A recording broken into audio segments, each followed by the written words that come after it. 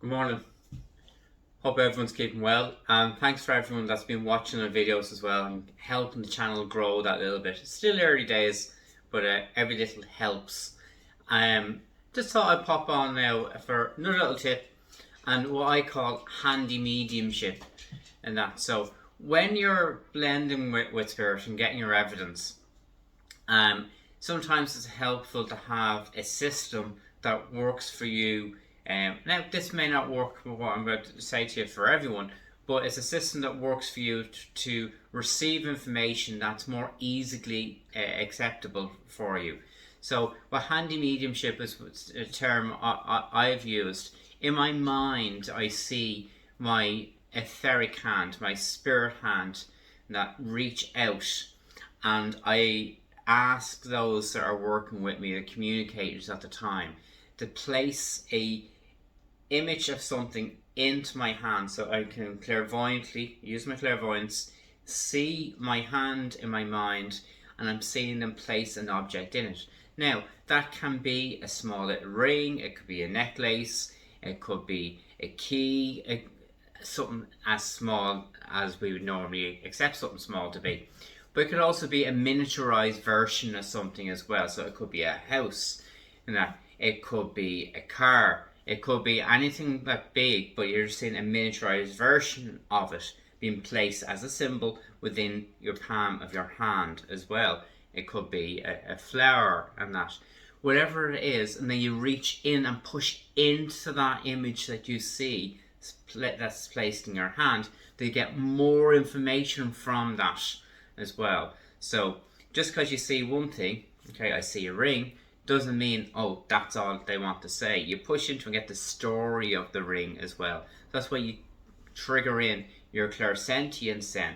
So one aspect of clairvoyance, say the hand and the object, you feel into it and then use the clairsentience to get more information from that, then to get the life story of that ring. Why is it important? Why is it significant for a communicator to come forward with that one piece of evidence for you?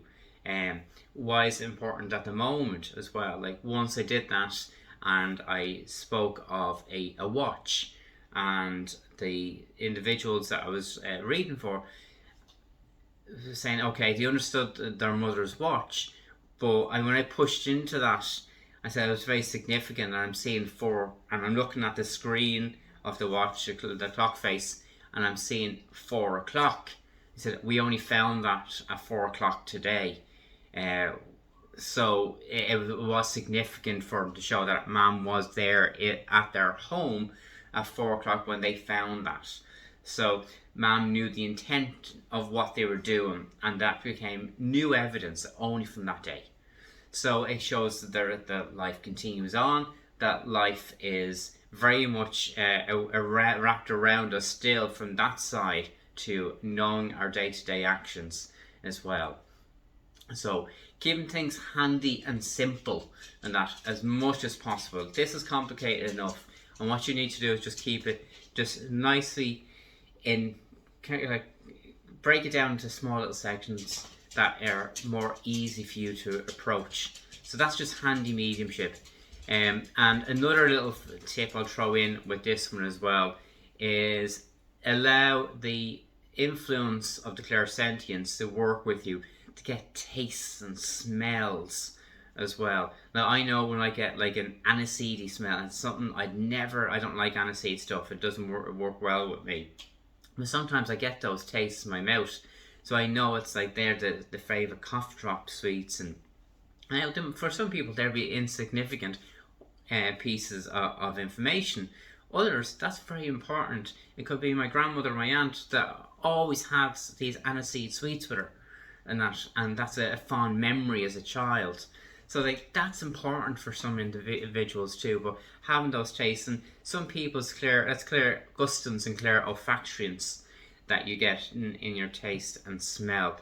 And some people, their mediumship is very, very strong that way. I have a friend who does that, and he gets lots of information that way too. So you never know. That sometimes the most unusual information can be the most significant. as well, and it's not supposed to make sense to you. None of this is supposed to make sense to you, and that it's the individual that if they turn what you give in your observations and awareness into something that is factual for them, there's the evidence as well. But one thing also is that don't, and I see this does happen, and I'm sure you don't want to give a load of information like that and force it onto people and say, oh no, it's there, and that, you obviously don't know about it. Never force information upon people. Now, if they can't accept it, you as a medium need to accept that as well. Okay, so because I say that, no, it's definitely there, I know I'm right, I know you could be very wrong, and that's okay, and that's very, very okay. But allow yourself to move past it, okay? Because if you don't, you're going around in cycles over and over and over again, okay? Until you move past that point. And it happens to me. It happens to me. So if I just say, okay, you don't understand, that doesn't make sense. Well, all I do is I say, right, if that is something of significance, our communicator will come back to that again and explain it to me a different way, and then we move on. Because otherwise, the human mind just keeps going over and over like a dripping tap.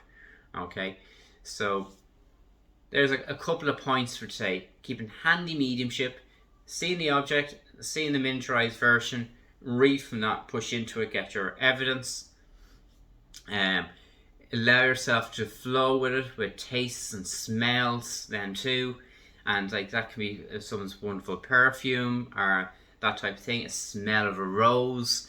These things have significance too. There's purpose behind it, and smells is something that spirit can bring across in a very objective way too, that people feel these things within their own home as well. I know when my granddad walks in here, within a 1 meter space, we can smell the cigars. He didn't smoke cigars very often, but when he did, and that a very strong smell.